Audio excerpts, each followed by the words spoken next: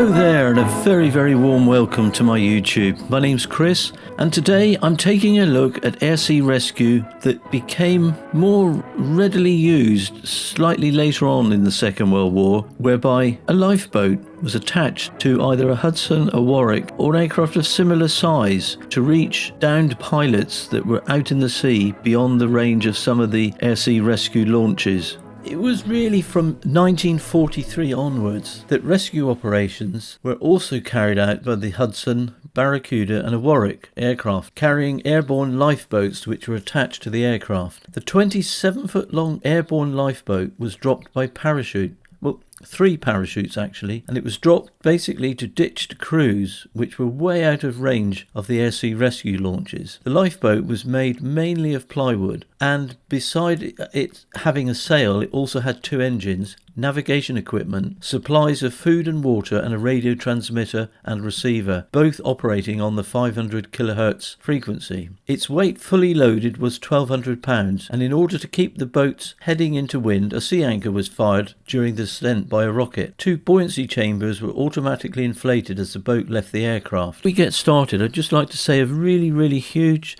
large thank you to all the new subscribers that have signed up. It's really heartening and gives me great encouragement to carry on producing these films. And if you're watching this film now, it'd be really appreciated if you could subscribe if you haven't subscribed already. It's really no hassle, there's no cost involved, you won't get pestered by emails or anything like that, but it just, every time I put a new film out, YouTube would usually let you know, and it'd be great if you could share it around with anybody who is also interested in this historical events of the mainly of the Second World War, I would have to say. Anyway, take care and enjoy the film. We're going to hear an interview with a very interesting gentleman by the name of Neville Cole, who owns and has been restoring this wonderful lifeboat. Neville is being interviewed by Steve Johnson of Cyber Heritage fame. Steve is a great historian who does much good work all around the Plymouth area and South Devon. It's a really interesting interview, and it will explore the workings of these very amazing radical lifeboats that were dropped by parachute.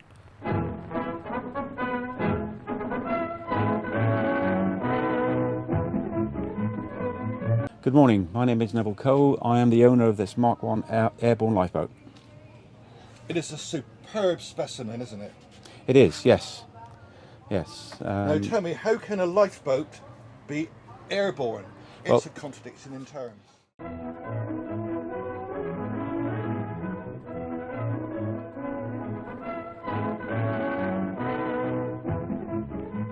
It is. These were designed in 1943 to aid aircrew that were downed in the Channel or the Bay of Biscay or areas around any sort of part of our coast. It was a conception designed by 3 individual people who obviously all had individual connections with it. The main constructor of the vessel was a gentleman called Uffa Fox.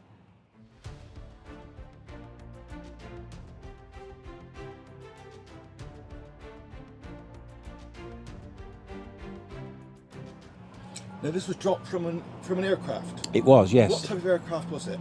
The aircraft varied. Obviously, the first aircraft to drop this type of airborne lifeboat would have been the Lockheed Hudson, which is the aircraft that's actually on this plate here.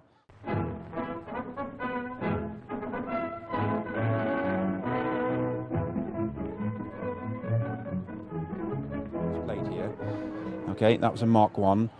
The Mark 1A, which this boat is, was dropped by a Vickers Warwick, and now everyone, gentleman-wise, would probably know the Vickers Wellington. Well, the Warwick was the bigger brother.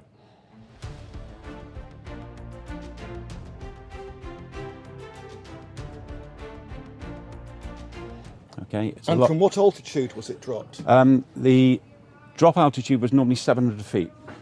Now that's a long way to fall.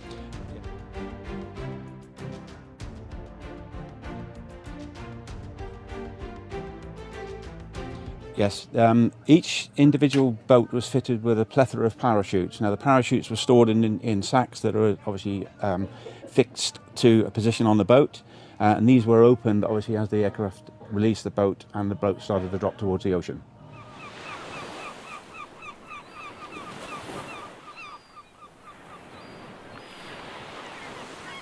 So the boat falls down slowly.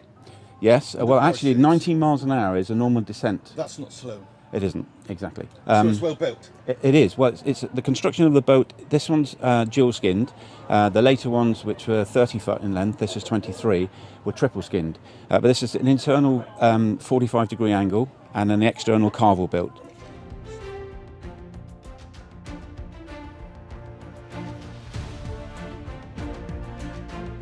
So what happens the instant the boat hits the water?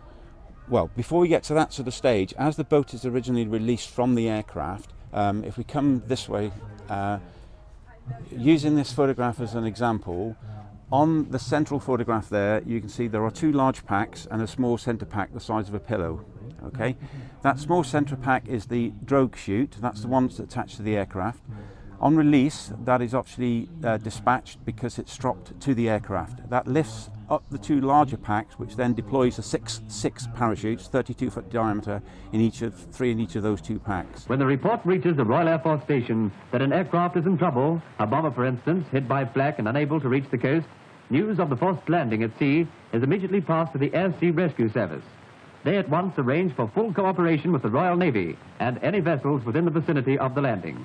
And of course, they dispatch an aircraft to search for the crew and... At that stage there, the boat will start to drop away, obviously supported by a plethora of parachutes.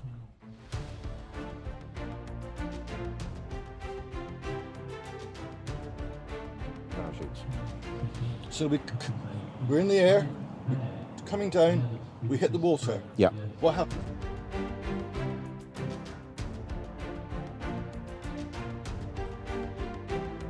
What happens then? Okay, well, prior to that actually happening, we have 3 rockets on board of this boat. Rockets? Rockets, yes. Well, they're actually safety rockets as such.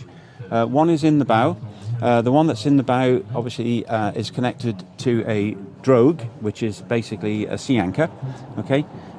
This is an anchor, isn't it? That's a bottomless bucket in theory, yes. So, as you can see, the water flow, it works on a Venturi system so that the water rushing into here basically can only pass out very slowly at the bottom, which means that it will act as a brake.